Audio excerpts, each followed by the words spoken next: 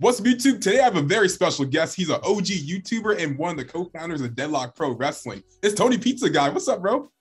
What's going on, man? How you doing? I'm doing good. I'm just chilling. You guys have a really big show coming up on Saturday, January 8th. How's it like being a promoter right now? Oof. It's good and bad, let me tell you. I wouldn't recommend it for anybody. There's a lot of work and a lot of moving parts, but it's one of those things where like you can sit at the end and go, okay, that was all worth it. But at the during the thing, it's like running around trying to do 50 other things. It's definitely not for everybody. I'll say that. Yeah, no, I mean, it seems like a very hard job. I was like, when I was at the first show, just watching you guys like kind of get everything together, I'm like, wow, this is really how a wrestling production goes on. Like, that's crazy. So like, what was like the hardest part for you guys, like actually putting this together? Because I know this is your first ever show was back in December for the first tapings. Yeah, definitely the talent was not any issue at all. Like the biggest thing that we knew going into it was like, okay, these wrestlers that we have on the show are really good and they're going to deliver really good matches, which a lot of times you're not sure of, but we knew that like we had the talent. So they were going to go out there and put on the good matches. So like that was never an issue. It was like, okay, we're just, going to let them do their thing and they're going to kill it. And they did. And everybody was awesome on the show. And then just watching it like back on YouTube now, seeing like people go, oh, well, this guy was awesome. I've never heard of this person and they're sweet. Or like this girl was awesome. Just seeing that is awesome.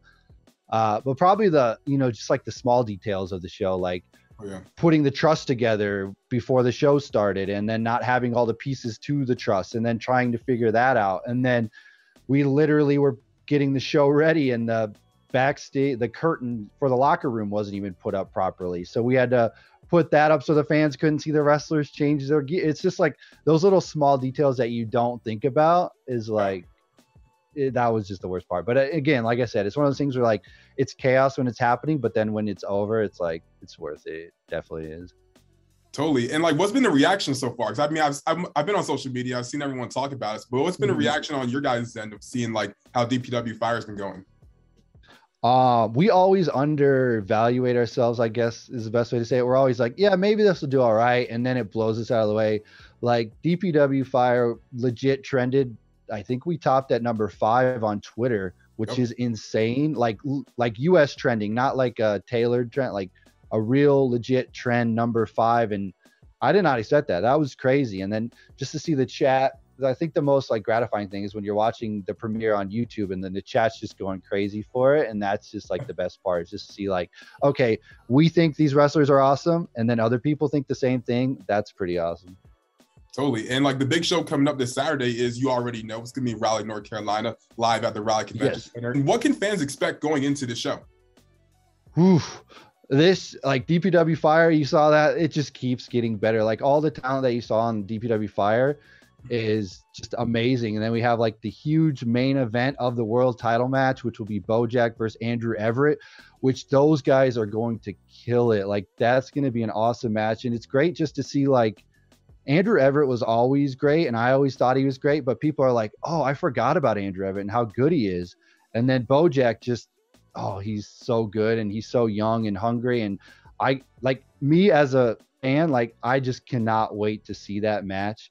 I think that's just like, if I think of like a main event, that definitely gives me that main event feel.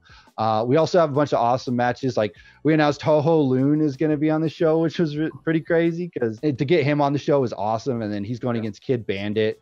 That's going to be another match that's just like crazy. We have Gringo Loco on the show, which is, oh my gosh, so awesome. And then just to see like all the talent on the show from, Rio Mizunami, that match is like insane. That's like top tier level. Like that could be the main event of any show, really. So that's going to make everybody else just work harder. And not to discount anyone else on the show, but there's like a whole lot of great talent on this show. And I'm just excited for what we're going to give to you guys. Like seeing some of the talent that's been on the show so far, like Diego Hill and Lucky Ali, are just like these incredibly like amazing athletes that a lot of people just don't know about yet. So like who's someone that maybe hasn't shown up on DPW that you want to see eventually join the show?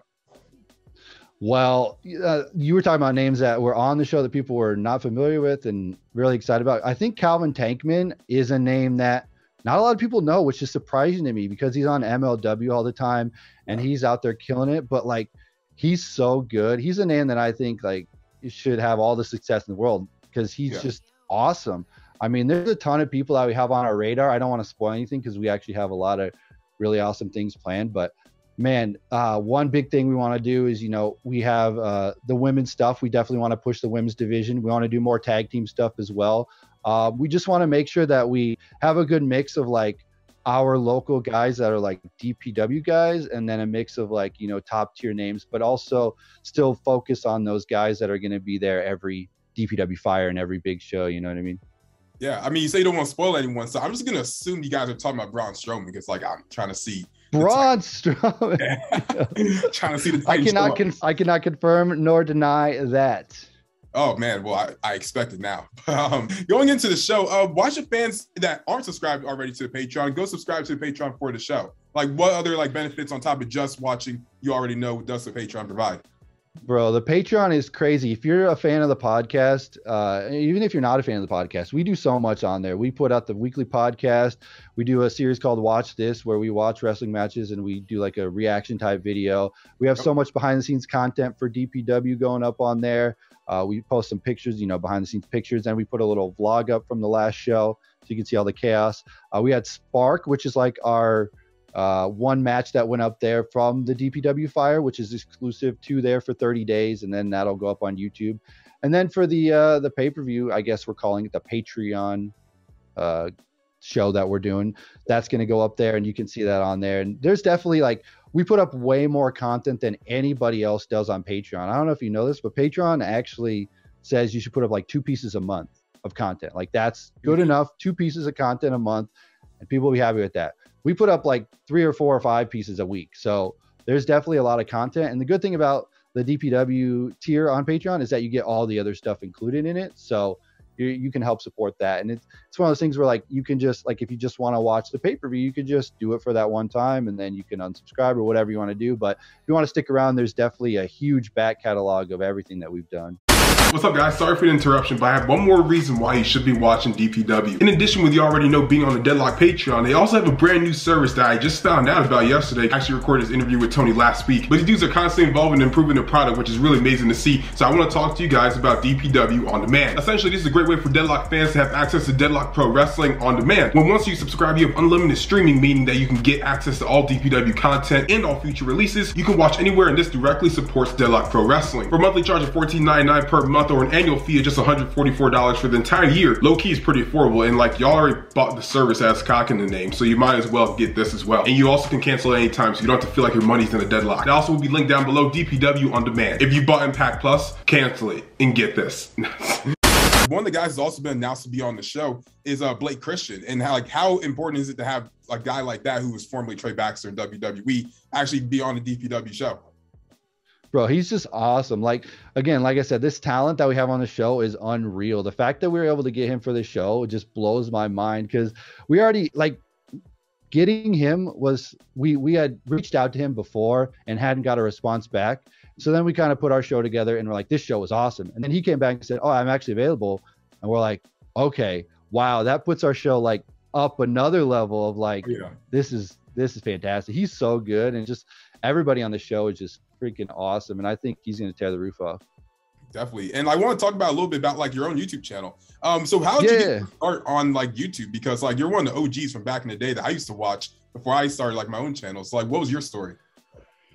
Well, it goes back even before that. I guess as a little kid, I'd always play with the video camera, just recording stuff and filming for whatever. And then my buddies were, we settled onto newgrounds.com. I don't know if you're familiar with that site. Back in the day, newgrounds.com was even before YouTube, right? YouTube wasn't even a thing, I don't think. Newgrounds.com was just like flash cartoons where you could, yeah. So it was like flash cartoons, and you could go on there and you could create like a little cartoon and stuff. So me and my buddies actually made cartoons on there first, and that's kind of how I got into my first like content creation stuff, was doing stuff on there. Which is a funny story, because the first thing that we actually put out was a cartoon with Bob Saget as a superhero, which is pretty interesting.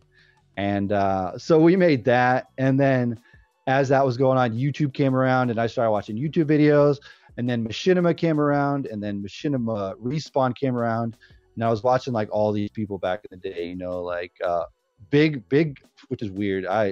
How it even plays out. I used to watch Only Use Me Blade back in the day on Call of Duty, and his life has turned out completely different than whatever, but he's had his ups and downs. But back in the day, I was like, man, if this guy can do it, if he can make it, I think I could do it. So I started making YouTube videos, and I was trying to do like the Call of Duty stuff because Modern Warfare 2 was just the top game and everybody was playing it. So I was making Call of Duty stuff, and then eventually Machinima Sports came around, and they were doing their thing. And then I started introducing like wrestling onto my channel.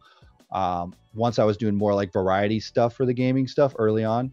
And I was actually very nervous to do wrestling because it has that stigma that is nerdy and it's fake and that stuff. And there was no like community for it on YouTube.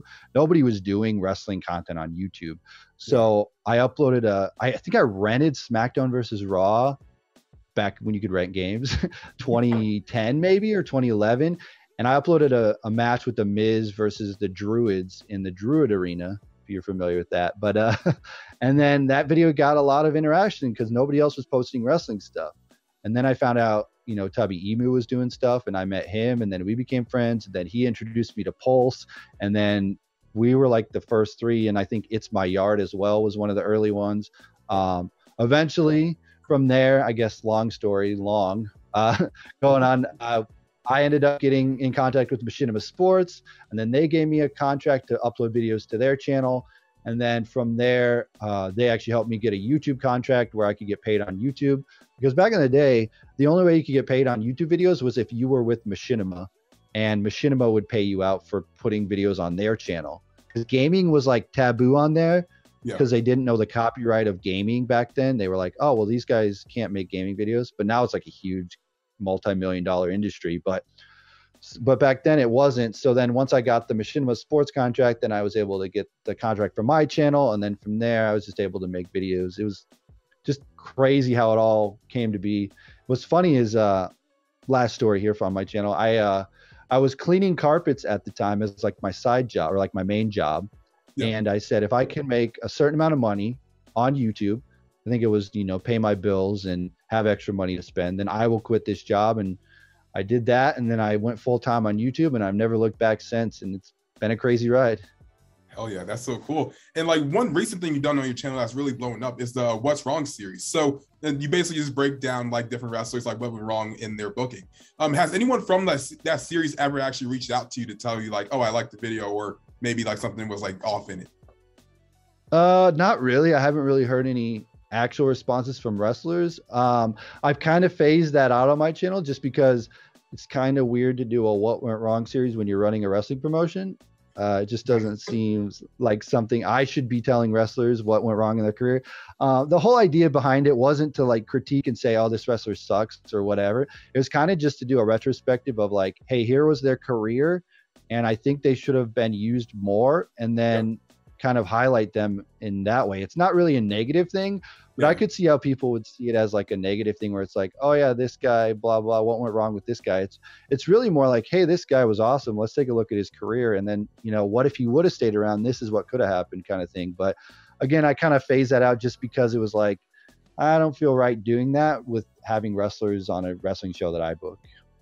Fair enough. And like my last question about your channel is that now that since you're a father, you have 2 kids now, would they ever become YouTubers, and would you let them tell them, here's what I did, or let them figure out on their own?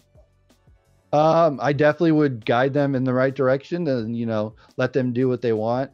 The internet's changed definitely from when I was first starting to where it is now. Like there's a lot of chaos online. So I definitely try to keep it offline as much as possible. But if it's something they want to do, I'm always going to push them to do whatever they dream to do, and help them get there the way they can. Again, there's, it's doing YouTube is not it's not an easy job. There's a lot of ups and downs, and it can be a mental challenge too. So I definitely would push them to do whatever they want to do, but also look out for, some of the negatives that come with it. Definitely. And like, what would you say for like people that are like starting on YouTube right now, mainly like in the wrestling community, and like want to grow a channel? Just pick up the camera and film, man. Like that's the best thing I can give you. You're never going to know until you actually start doing it. I mean, you could say like, oh yeah, I need this camera, I need this microphone, or I need that or this or that. The best is just practicing. I mean, even just like I said, I was a kid, I had my parents' video camera. That was great practice. Just film stuff that you like and create the content. And the best advice I can do is say, what kind of video would you click on? And make sure that your video is similar to that. Like if you would click on this video and watch it, then it's a good video that you made. Honestly, if you can't watch your whole video all the way through, or you get bored with it, then it's probably not a video you should upload. But again, while you're early on and you're still trying to figure it out, I say just make as much stuff as you can. Just upload, and do what you can. I mean, it's something that I didn't know was going to work. Like I said, I took a chance. I uploaded a wrestling clip and it took off. And then from there, my channel became wrestling related. And now I run a wrestling promotion. So again, you never know what's going to work and what isn't. So just have fun with it and, just do what you like. And I think you'll succeed. There you go. And the last thing I want to do is actually talk about predictions for DPW. You already know. So like we have a pretty good card here going down so far. So I kind of want to jump into some of the matches. So basically just tell me like, who do you think if you were the fan sitting there, who would you think is going to win this match? So for the first match is going to be Kid Bandit versus Ho Ho Loon. Who do you have and why?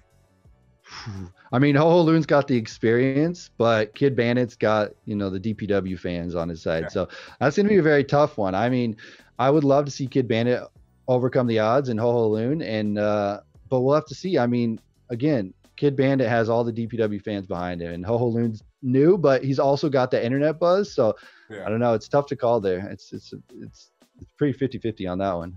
Yeah, no, Kid Bandit, he's going hot right now because there was a sign from him on AEW like Rampage saying like sign him. I'm like, wow, all right, this guy's really out here. He's only been wrestling for like less than a year too. So to see what he's been doing. Yeah, and he was on AEW Dark. He actually trained at the Nightmare Factory and then moved out to the West Coast, and he's actually out in the West Coast now. But yeah, he's awesome. Is just like his whole outlook on life is awesome. Just the positivity is number one, and I think that's pretty sweet. And before we get to the main event, what are some other matches we can expect to be on the show?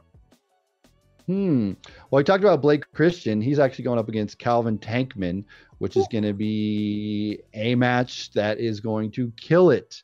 Oh, yeah. It's going to be awesome. It's going to be, dude, I can't even explain how freaking crazy that match is going to be. These two are going to kill it. It's going to be, again, top to bottom, it's hard to say what the best match on the card is because they're all just so good. I'm also interested to see what Chris Danger has up his sleeves for the show because he's not very liked at the show, and he's kind of a jerk. There was one kid in the front row that did not like him at all. Maybe we'll have to get that match. That kid and Chris Danger will have to have a match, which will be crazy. And then again, we have Ryo Mizunami versus you, which is, again, that could main event any arena anywhere in the world, and that's going to set the standard for women's wrestling in DPW, and hopefully just going forward is gonna go crazy. Speaking of women, we also have KZT and Rachel Rose, which is going to be awesome. KZT's still young and hungry and ready to do it. Rachel Rose is from Texas, and she's basically taken over the state. I don't know if you've seen anything about Rachel Rose, but she's killing it in Texas. She's like the champion of Texas women wrestling. She's awesome. So to see them go at it is going to be awesome. And then the main event of Bojack and Andrew Everett just crowning the first DPW World Heavyweight Champion is going to be so good. I mean, these two are so awesome, and just to see them collide finally in the end is going to be, it's going to be so awesome. Yeah, I mean, good thing Andrew's like 7 foot tall, but like, who do you think is actually going to win the title? I don't know, man. It's a tough call because, again, Andrew Everett 7 foot tall, but Bojack, the Deadlock demolition machine. I don't know. I wouldn't want to meet him in a dark alley. I'll tell you that. Nah, he's a big boy. I mean, personally, if I had to pick one, gotta give it to Bojack. I mean, that's a big beefy boy. Like, he got some size on him, unfortunately, even though Andrew's so freaking tall. I might think Bojack's gonna be the first world champion. That's a good prediction. I don't know. Andrew's 7 foot tall, able to do things I've never seen off the Deadlock rope. That orange rope is a special rope for him, and a second rope shooting star press was insane. And we'll have to see how it all plays out, though. Awesome. And like, my final question for you, Tony, is what's your New Year's resolutions? I mean, the new year just started, so what's your goals going into this year? I mean, obviously, like everybody, get into shape, get better, just eat better and get into fitness. That's kind of really what I'm all about right now. And then just get my mental place in the right, you know what I mean? Just get my mentally in the right spot, because a lot of times, you know, I do like a million different things. So trying to figure that out and fit it all in, and time management, I guess, would be another good one. I really don't make New Year's resolutions, but I guess, you know, time management is always a hard one. So even with 2 kids and a family and doing the wrestling promotion and doing the podcast and doing the interviews and doing all the YouTube stuff, man, I don't know how I find time for anything. Yeah, definitely. I mean, not everything always has to be just a resolution. It just be like a goal that you have in life. But I mean, that's great. That's great. So where can people find you on social media if they are already following you? Tony Pizza Guy. If you know anywhere, at Tony Pizza Guy on any social media platform. I actually have TonyPizzaGuy.com, which has all my links on it. If you want to check it out. DPW, you can check it out. DeadlockPW.com or DeadlockPro.com. You can check that out. Or DPWTix.com if you want to come out to one of the shows and check it out. We still got a bunch of tickets available. It's going to be a stacked card, awesome show, and I cannot wait for you guys to see what we have in store. You guys heard it first. Make sure to follow DPW on Twitter, social media, and obviously come to the show. I mean, it's going to be great. Blake Christian with Calvin Tankman. I'm excited. I'm excited. But let me tell you, that's woo, I'm excited too, man. No, that's me like gift worthy. But Tony, thank you for coming on. I really appreciate it. Yeah, thanks for having me, man. I appreciate it. Of course. And guys, make sure to like, comment, share, and always subscribe. And we're on. We going up like 1,000. I'm a flex just like a muscle man Malcolm. We going up like 1,000. I'm a flex just like a muscle man Malcolm. When it just like 1, 2, 3. If you like the channel, this will squeeze. If you like the channel, this will squeeze. If you like the channel, this will squeeze.